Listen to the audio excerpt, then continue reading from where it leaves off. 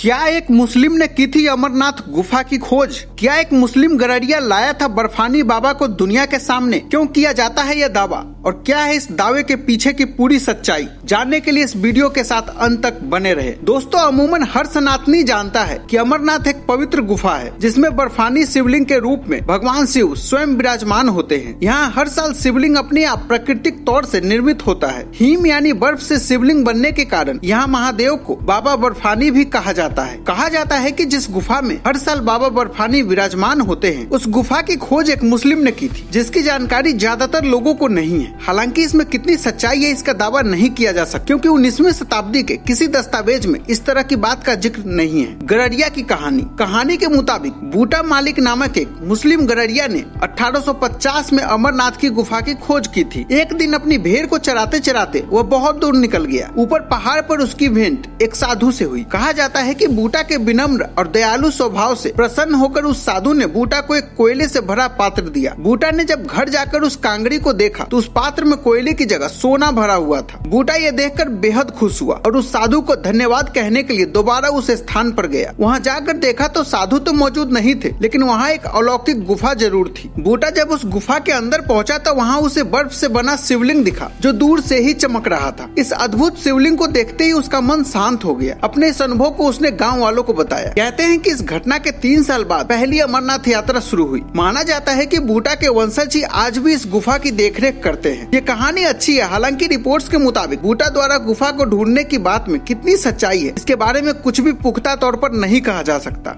विशेषज्ञों के मुताबिक 19वीं सदी के किसी भी ऐतिहासिक दस्तावेज में इस तरह का जिक्र नहीं किया गया है, जबकि कहानी के हिसाब से बूटा ने इस गुफा की खोज सन 1850 में ही कर ली थी। सांप्रदायिक सौहार्द की मिसाल के तौर पर बूटा की कहानी का प्रचार 20वीं शताब्दी में शुरू हुआ और सोशल मीडिया के दौर में भी इसका काफी हो हल्ला रहा है। कई जगहों पे हम इस गररिये का नाम और खोज की तारीख भी अलग अलग दी गई है। गररिये के नाम अदम मालिक, अकरम मालिक और बूटा मालिक भी बताया गया है। साथ ही अमरनाथ गुफा की खोज का समय 16वीं शताब्दी से 19वीं शताब्दी के बीच मिलता है। 1842 में एक ब्रिटिश यात्री ने की थी अमरनाथ की यात्रा। इतना ही नहीं, साल 1842 में एक ब्रिटिश यात्री GT बिग्ने ने जब अमरनाथ यात्रा की थी तो उन्होंने तमाम श्रद्धालुओं को अमरनाथ की यात्रा करते हुए देखा था। इस बात का जिक्र उन्होंने अपनी एक किताब में किया है। इतना ही नहीं, मुगल प्रशासक अली मर्दान खान को लेकर कहा जाता है कि उसने 17वीं शताब्दी में बाबा बर्फानी और अमरनाथ यात्रियों का मजाक उड़ाया था। फ्रांसीसी यात्री फ्रांसवा बर्नियर ने भी 1663 में कश्मीर यात्रा के दौरान एक बर्फ की गुफा का जिक्र किया है। माना जाता है कि उन्होंने अमरनाथ गुफा का ही जिक्र किया है। इन तथ्यों पर गौर किया जाए तो मुस्लिम गररिया द्वारा गुफा की खोज वाली बात एकदम गलत साबित होती है। दोस्तों, अमरनाथ यात्रा 2023 के लिए रजिस्ट्रेशन की प्रक्रिया शुरू हो चुकी है। श्रद्धालु ऑफलाइन के साथ साथ ऑनलाइन भी रजिस्ट्रेशन भी करवा सकते हैं। ध्यान रहे कि अमरनाथ यात्रा के लिए तारीख के हिसाब से ही रजिस्ट्रेशन किया जाता है। इस बार अमरनाथ यात्रा 1 जुलाई से शुरू होगी और 31 अगस्त तक चलेगी। यह यात्रा कुल 62 दिनों तक चलेगी। हिंदू से हिंदुस्तान के इस वीडियो में इतना ही। वीडियो अगर पसंद आया हो तो इसे अधिक से अधिक लाइक और शेयर करें।